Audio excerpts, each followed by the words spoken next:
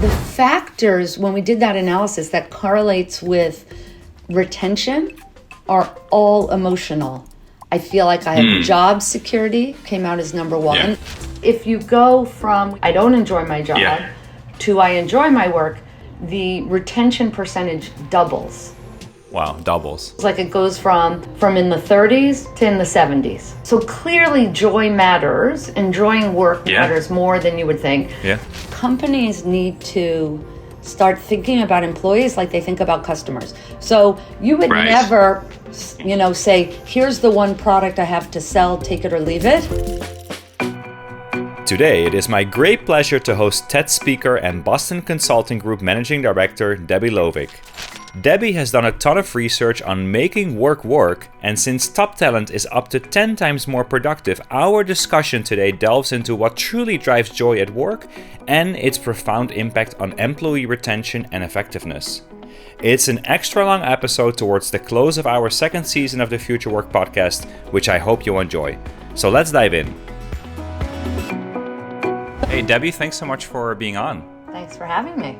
I want to start with a topic that's nearest and dearest to my heart, which is workplace happiness. And I saw that you've actually been researching what drives joy at work. So maybe can you share some of those findings, and also what can companies and leaders do to bring that to the people? So like all these questions you get about the future of work and flexible work and what I call making work work are all about, tell me, are people productive or not? Are people productive or not?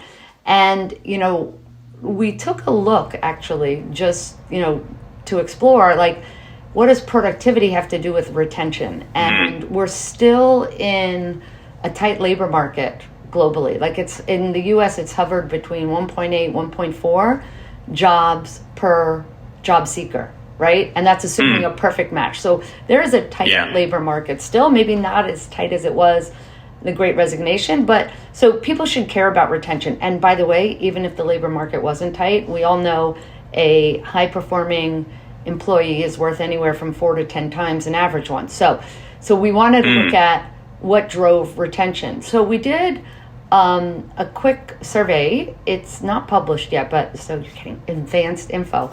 But hopefully we'll get it out soon. It's what I call my What the Flex survey. Right? I have that. Oh, beautiful. Yeah.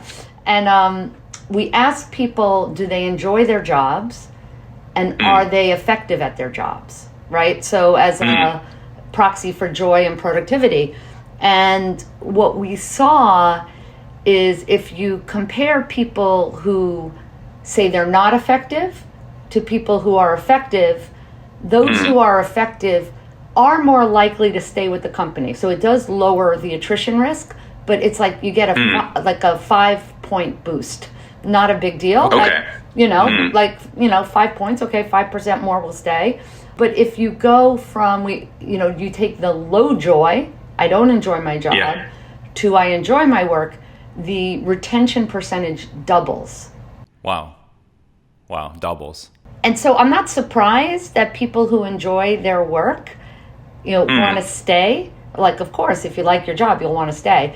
But the fact that it doubles, literally doubles, like it goes from, we ask people, are you looking for a new job? And so the percent that reply, no, I'm not looking, goes from in the 30s to in the 70s, right? Wow. So, and if you go from I'm not effective to I'm effective, it goes from 33 to 38, Wow. And okay.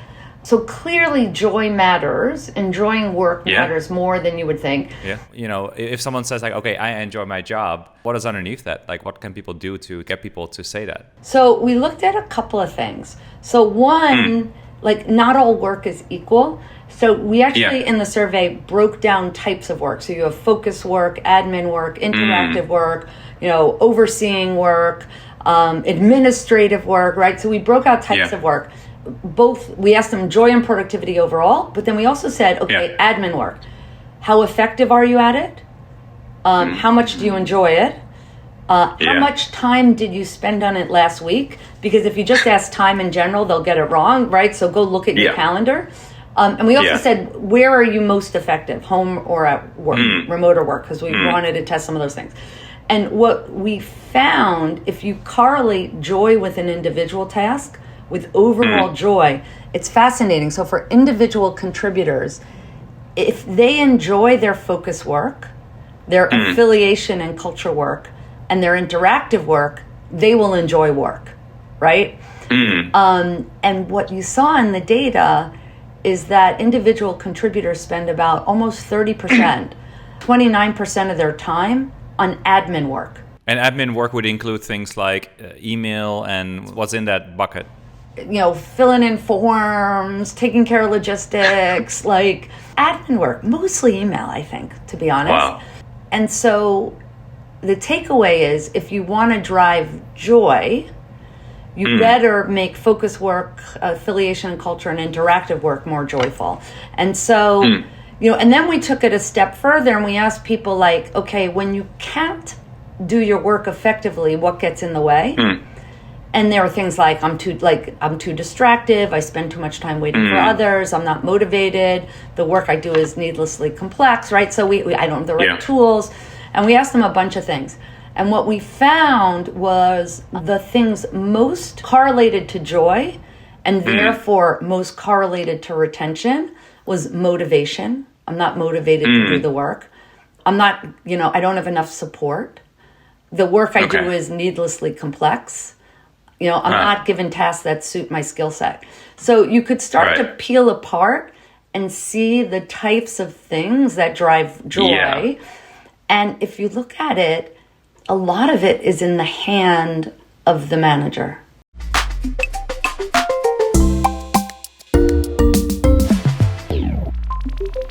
I was just going to say, like, almost all of those sound very manageable, right? In terms of like not making the work overly complex and making sure people have the right support and get the right task assigned. Yes. And so there's another piece of research that we did this time with 11,000 employees around the world. So a larger study. Again, we're just writing it up. It's going to come out next week. But we found very similar findings and what correlated there to staying at work. So we asked, one of my big messages that relationship between employee and employer have fundamentally changed, right? Yeah. And companies need to start thinking about employees like they think about customers. So you would never, say, here's the one product I have to sell, take it or leave it, and only use price as a mechanism to drive volume. As a company selling to customers, you would do deep customer discovery, closet teardowns, conjoint analysis, max diff, segmentation, personalization, design thinking, customer journeys, right? You would do all that stuff. And yet when it comes to shaping work to meet what our employees want, we're like, here's one flavor. And not only that, when we do our research, we do a once a year engagement study and we ask people how they feel about a bunch of things, right? And so we did a piece of research that's with these 11,000 employees that's fascinating. So first we said, okay, if you were to look for a new job or if you were to take a new job at a new company, what are the most important things that would drive you to take a new job? Yeah. So number one, pay. Number two, benefits. Number three, hours. Number four, work I enjoy, I care about. And number five, career opportunities, better career opportunities. Yeah. So 4 out of those 5 are what we call functional factors, right? Pay, and that's, you could pay more and more and more. But you don't come up with new products by asking customers what they want. There's like, I'm old enough, Dan, to remember when we first got the Walkman, the Sony Walkman from the 80s. And, there was big, takeaway that no one could have described a Walkman. I want a record player that I could roller skate with. Yes, like, if only. Right, if only. But, someone innovated it and they looked at needs and so when we apply that methodology to employees, so we did the same thing. We said, okay, you have 2 jobs with 2 different characteristics or 3 different characteristics, choose between them. You have some more choice, like conjoint analysis. So choose. So when you do that max diff analysis, what's fascinating is pay is still number 1. better work-life balance and hours, which was 3 if you asked, moves up to number 2. But the rest are all emotional. They jump up, feeling fairly treated, feeling respected, feeling like I have job security, doing work that I enjoy. Those all jump up. So what this tells you is if you want someone to apply for a job, you have to have the pay, right? And the hours, right? Yeah. If you want someone to take the offer, you still need to have the pay and the hours, but you have to convey in the interview process these emotional factors, right? Yeah. But then we took the analysis one step further, bear with me, and we correlated all the different factors, emotional and functional, or like 20 plus of them, against intention to stay. Yeah. Which again, retention is really important, as you said, because it saves the company a lot of money. Saves the company a lot of money, and you also experience walks out the door. So it's not just the hiring cost and the turnover and the job that's open and getting people up to speed. You know, if 20-year-old scotch leaves, you can't like brew a new one in 5 minutes, right? Like that's a bad analogy, right? But and so the factors, when we did that analysis that correlates with retention, are all emotional. I feel like I have job security, came out as number 1, like not feeling you're going to get fired any minute, right? Fairly treated and respected, doing work I enjoy, valued and appreciated, feeling supported, like someone has your back, right? Pay drops to number 15 when it comes to retention, right? So you've got to, you can't take a salary cut. Like the way I read into it is you have to be competitive on pay, but you're not going to differentiate on pay because that's not sustainable because then there's just a, salary arms race. But you could differentiate on how you make people feel. Okay? So now your next question is going to be, so how do you make people feel respected and enjoy and appreciate and all that? Well, we analytically approach that. We like data at BCG. So we did like a correlation with like 300 other factors in this big survey. And we found the 4 things that matter the most. The 4 things that matter the most. Number 1, as we talked about with my other data set, is I am satisfied with my manager, right? Makes total sense intuitively. But number 1.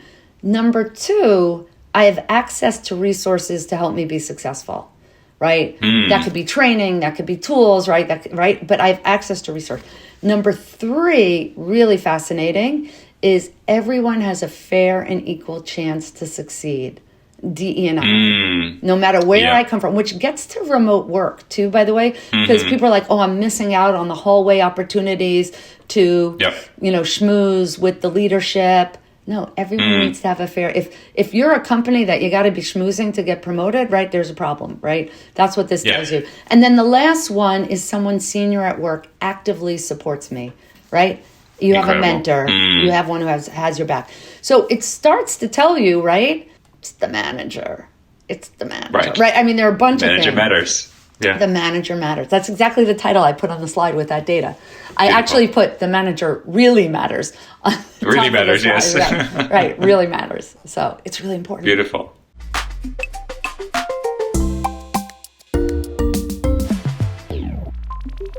Very, very important. So this is a good kind of call to action, obviously, for people in those roles to really think about, I'm actually very important.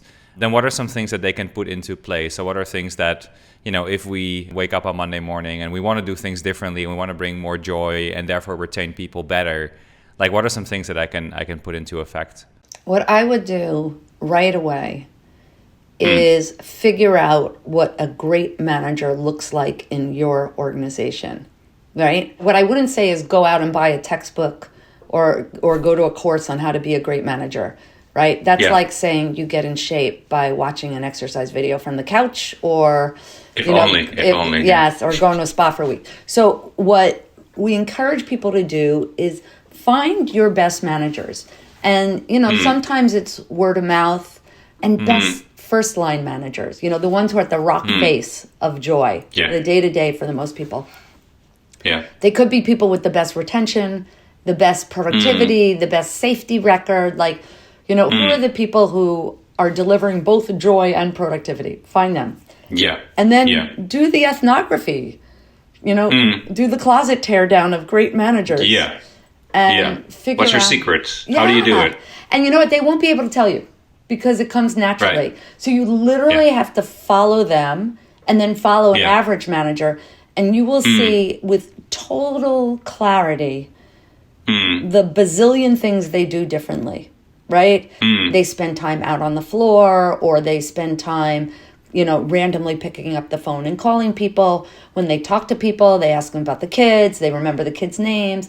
When they see a work product that's great, they send an email and saying, oh my God, Debbie, Dan, that work you did together, amazing. Or even better yet, they pick up the phone and call them, right? When they see something that's not good, they call and they ask questions. They don't yell, right? They manage their time, so they're coaching, not doing, right? So you will find different variations of that, but it's important to find it in your own organization, because then once you find it, once you have that picture of what great manager looks like, then you have to positively infect everyone else with that, right?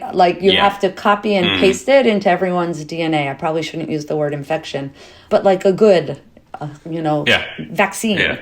And how you do that actually matters. The best way to build capability is through practicing every day. Small changes to routines and rhythms. There's a lot of behavioral science, right? But how you actually, once you've defined what great looks like, then how do you build the program that really builds that muscle to stick?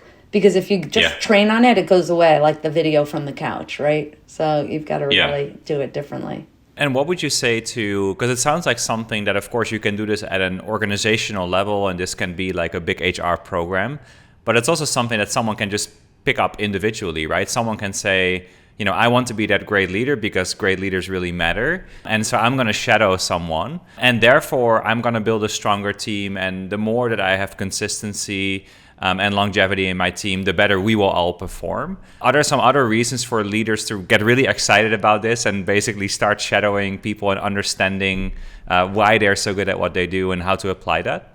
HR people are excellent, but with all due respect, they can't systematically upgrade because they're not there every day, right? Yeah. And first of all, they don't have the budget. Second of all, they're not there every day. Third of all, they don't know where to hang in the routines and rhythms of the day, the little moves that build muscle, right? Like you don't want to create something that's too hard to do. You can't lift the weight. You don't want to create something that is so easy to do. It builds no muscle. Like you want, for me, the 12-pound weight, right? Because that's just the right mix of doable but stretch. And so the only one who can do it is the leader. The HR can facilitate the process, right? Yeah. But the leaders need to own it. And need to drive it. So the good news is you could start to, what I would do is put together a team of your top people and, and start facilitating them through that process and have them roll out the tips and tricks and new ways of doing things a little bit at a time to let people absorb them. Because if you say, okay, Debbie, you've got to lead more like Dan leads, and that is like a 180 turn.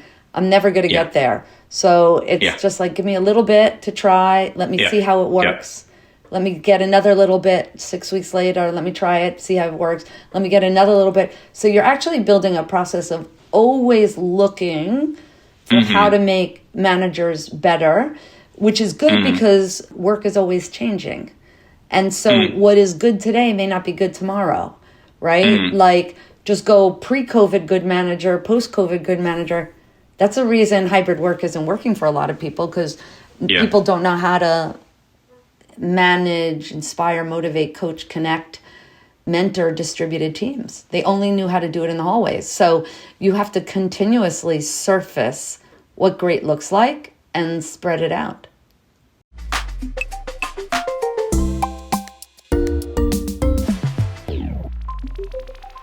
So let's talk about that, right? Because you wrote a really great piece for HBR called Does Your Hybrid Strategy Need to Change? What inspired that piece, and what are some of the things that you would recommend people if they're still trying to navigate that whole hybrid and remote work conundrum? Well, what motivated me to write that piece was, when you told me when we started, you listened to my TED Talk. I'm flattered. Thank you. I did that TED Talk in October of 2021. Okay. And even then I was frustrated, trust your people and get data, right? Like I was like, you've got to invest in making it work. And it's so interesting to me that people are spending a lot of time on executive teams for office-based workers. So let's separate out the 70% of the global workforce that can't do what I'm doing and you're doing and work from home, right? So I'll separate out frontline workers from office-based workers. But for office-based workers, where hybrid comes in, people said, okay, we're going to perseverate on what the model should be, 3 days, 2 days, fixed days, minimum, like which days. And then they issue a memo and they expect it to take. The dreaded memo. or the policy, right? And to me, like the analogy I use all the time is that's like saying, years ago, well, we need to move from mainframe to cloud. Right. And that's it. That's your memo. Yeah. And you expect it to happen. Well, figure it out, guys. Yeah, figure it out. You need now. money, you need capability, you need a strategy, you need to align on like so many different things for your data stack, and what your tech stack, all that kind of stuff. And so telling people you have to work hybrid and just stopping there and not investing in building the capabilities to rethink work, of course it's not going to deliver. So you're seeing people saying, oh, hybrid work doesn't work. Well, is it that it doesn't work or you didn't even try to make it work, right? And so I wrote the article to really share some data about how to make it work. And one of the key insights, so this is from another survey, another What the Flex survey I did. We asked people, for the different types of work they do, again, how much time do they spend on it? And where are they at their best? And what's fascinating is, and this data is in the article, is that managers and executives and individual contributors mostly agree. Yeah. Focus work and admin work is best done remotely. Think about it. You could concentrate. You won't get interrupted, right? Interactive work, culture, team building, training, onboarding, best done together in person. So they're largely aligned. Okay? Yeah, largely, Largely aligned. There's two differences that are important. One difference is really important is I said mostly agree. So even for admin and focus work, there's like 10% of people who disagree. They rather be together for that. And those are probably your extroverts who like from a mental health perspective have a really hard time being home alone all day. They're probably people who don't have apartments they could work from, right? Too many roommates, too loud, maybe not safe, sadly. Yeah. And on the flip side, for interactive work and, collaborative work and team building, there's 10% who want to be remote for that. Who are those? The reverse. They're your introverts, for people who are neurologically diverse, it actually is real hard effort to be around people and socialize. It takes a lot of energy. Yes. So, of course, if we have to collaborate, let's do it remotely. I'll raise my hand on that one. Yeah, I know people. Yes. Yeah. I'm related to a lot of people that way. And in tech talent, there tend to be more of those, honestly. Yeah. So they have a combination of a lot of focus work, right? Code writing, quality testing, etc. And they tend to be more introverted than extroverted, right? On average. I'm not, stereotyping at all. But which means two things. You need to, for the first time ever, think of post-COVID, think about what work happens when and where, and how does that change by the team. So a manager, we talked a lot about manager capabilities. Yeah. 2 new capabilities that never existed before is frontline managers in office-based jobs. Knowledge, I hate the word knowledge work because what does that mean for everyone else? But what other people call white collar or knowledge work, what I call office-based or desk-based work, you need the muscle as a leader to say, okay, here's our rhythms and routines. Here's what we come together for. Here's what we come apart for. And you actually need to help your team find a collective rhythm and routine that they never did before, because either they were all always there or they were all always at home during COVID. So that's one muscle you need. And then the other muscle, as I talked about, is how do you connect with, inspire, motivate, coach, mentor, develop distributed teams, right? And that you have to do the muscle building on both of those. And we actually needed the distributed team muscle before COVID because no one sat in the same hallway as everyone. We just need it like 10x more now. Yes, exactly. Yeah. So that's the investment. And besides, there's also investment in tools and technology. What do we give people to set up their home offices? What's our commute policy? When do we get everyone together? Because now culture building doesn't happen osmotically or serendipitously. We have to be intentional and purposeful about it. We need to get people together 1 week a quarter, which is roughly what seems to be working. No study on that, but that seems to be it for remote companies, a week a quarter of intense socializing. So those are all things you have to figure out and enable, just like when you went from mainframe to cloud. You had to figure out systems. You had to rework work processes. The only difference between that is humans are organic, not linear like computers. So we're a little harder. Which means it may take a little more time and investment. Anyhow, that's a long answer to your question. Why did I write that article? Yeah, and very interestingly, you're talking about how this has to be done at a manager level because they know their team the best, and therefore, you can accommodate all the differences between teams. But then obviously, even within your team, you're going to have different kinds of people, right? You may have more introverted people, you may have more extroverted people, you may have people doing different kind of jobs. So even for an individual manager, like how do you even get a sense for what is the right rhythm for my team? How do I create my version of that in the best way possible? People with elder care responsibilities or child care or sick relative care, right? Or, single people who need to be dating at night or else they will stay single, not by choice, right? And so you have to actually make the implicit explicit. You have to have the conversations around, what are your norms? Gosh, it's probably 15 years ago now. I started my first client when I got into the people space was my own company. So I used to be all in strategy and operations and think the people side was a little fluffy.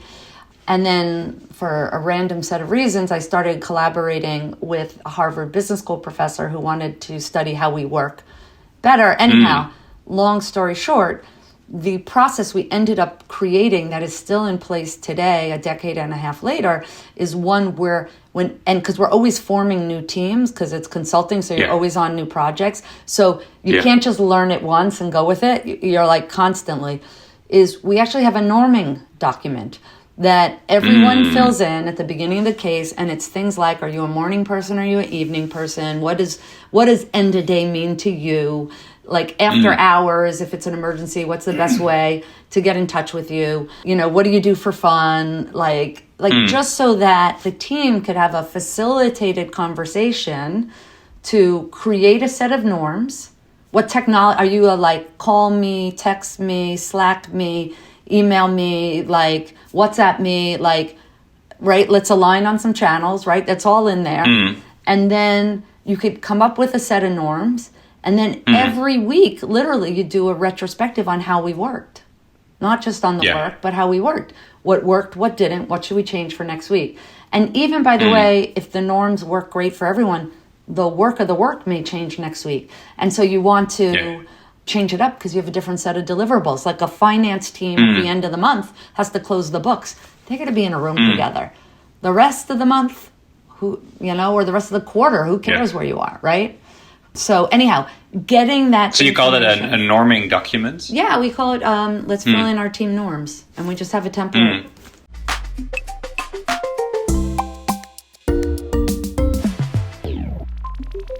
That makes so much sense. And also speaking about workplace joy, you're going to feel so much more joyful when A, you get asked about your preferences, and then B, that people are actually acting on them. And that can make a huge difference, right? If no one ever asks you, how do you want to communicate? And people just keep calling you, even though you're more of like a text person, or everyone keeps texting you, but that makes you super anxious and why don't they just pick up the phone? So just having that conversation and then starting acting on it is already huge. But then the optimization on that, I love that end of week. Well, here's what we thought was the best way to work. How is it actually working? And then optimizing over time. It's a very different approach than I'm sure 99% of people even listening to this. Yeah, absolutely. And, it's funny, though, because even that you have to manage. Because what happens is the junior, brand new people, they'll be like, I could answer emails until whenever you need me to. Or, I have no hobbies. Or, right? Like, so we actually have facilitators work with people to get what they really think out on the table. And we do these like weekly or bi-weekly pulse checks so we can get, because any organization is hierarchical, any team has a leader. The junior people, are going to feel like they're being evaluated. And so even with these wonderful tools, this gets to the muscle building, you need to support people to speak up. Because then you'll have people who you think you're happy, you think you're happy, you think you're happy. What, they're quitting? So you can have all the great process and scaffolding in place to hold it up, but it still needs some support. Oh, for sure. When I interviewed Tracy Brower, who actually was the very first guest on the episode, VP at Steelcase, and she wrote a book called Happiness at Work. And she said, the worst thing you can ask people is, are you happy at work? Because actually it makes people think about, am I actually that happy? And if they're really unhappy, they're not going to say that to you anyway, right? So then basically you're going to get that yes until you get the resignation letter.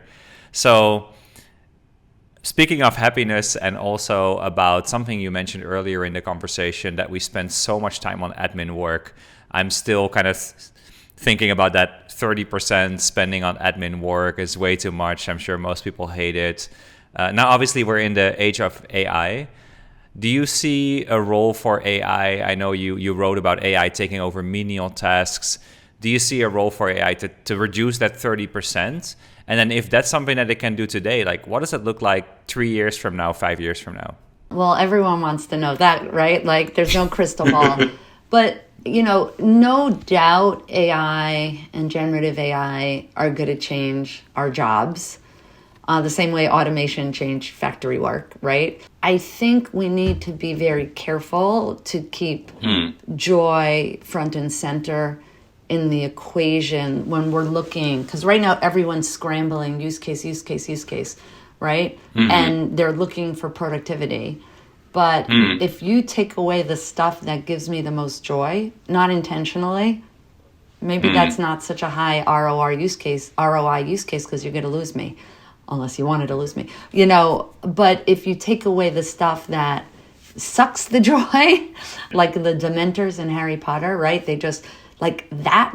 Oh, please, right? Or maybe generative AI could make it more fun, like push your thinking in different ways. And so I don't know what exactly will look like. Of course, it's going to be very different, but I want to make sure in our scramble to redesign work and leverage all these tools, we do it with an eye on the prize to joy in addition to productivity.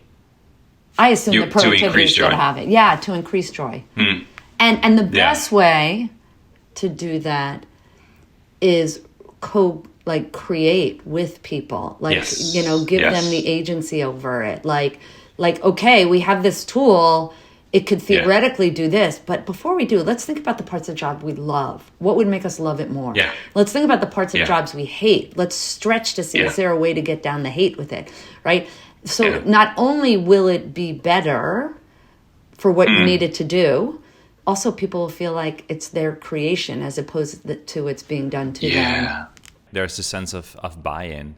And I think you can probably go back to your pillars of what drives joy at work, and something like having access to the right resources, right? So this is basically an infinite resource because it can be both a mentor and a coach and suddenly I can create images and I can be a good writer. And so therefore, this should be a really important tool in that toolkit.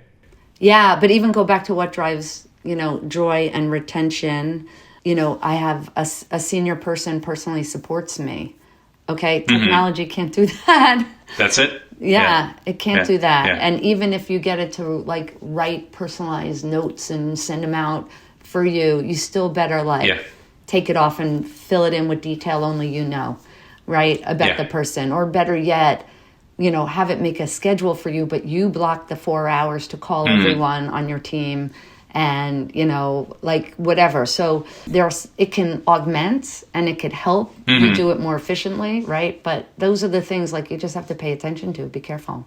And as AI is taking over more parts of the job and making the worst parts better and making the better parts even better, one of the things we've seen from recent LinkedIn data, we did some research as well, we see that women are actually less engaged in the conversation about AI, less likely to want to learn AI, less likely to be using already these AI tools. Do you see that as a challenge for women to stay ahead as we move into a very AI-driven future? I'd not heard that statistic before. It's surprising to me. Did you get any insight into why in your research? Yeah, so basically one of the underlying things that the LinkedIn report says is that men, as asked why are you motivated to learn AI more, they seem to be more worried about what AI will do to their jobs, and women seem to be a lot less worried. So I think it was 65% of men said, I see AI drastically changing my role, and only 45% of women. But then in the same report, it also said that a lot of the roles that are typically held by women are actually more susceptible to be disrupted by AI. And so therefore, that kind of raises that question, right? Is there a risk that kind of not actively kind of looking into AI and starting to experiment with it, could that negatively impact people? Absolutely. So my message is women, start digging in, ladies, right? Fascinating. That's fascinating. And you need to correct for it. It's, what comes to mind, Dan, is when I was a brand new partner at BCG back in 2001, a long time ago. There was another partner who started to do a pilot, a training program on how to be a great rainmaker as a partner. And she very quietly said, I want to get all the women partners in this program, right? Right. And I personally benefited from that. So if you do care about the percentage of women in your workforce, then what you found is really important, and we should pay attention to it. So we're at the end of our time today, sadly for me. I would love to ask you one final thought on the future of work, or one wish that you have for how work develops in the future. Yeah, I'm an optimist, always, and I really believe the workplace can shift from an us versus them, employer versus employee. And I think the hybrid debate made that even further apart, and corporate versus the field, and hybrid made that, and COVID made that further apart. I would love to get the workplace to be more okay, we are all in it together.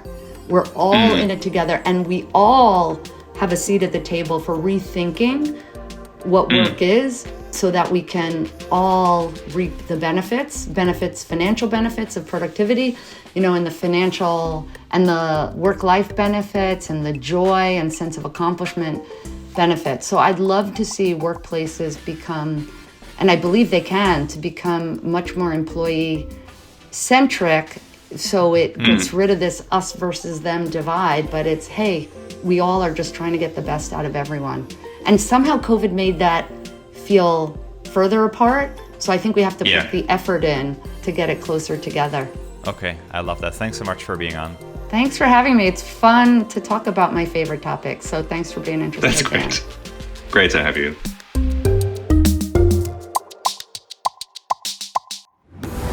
That was BCG Managing Director Debbie Lovich, who has been studying how to make work for decades.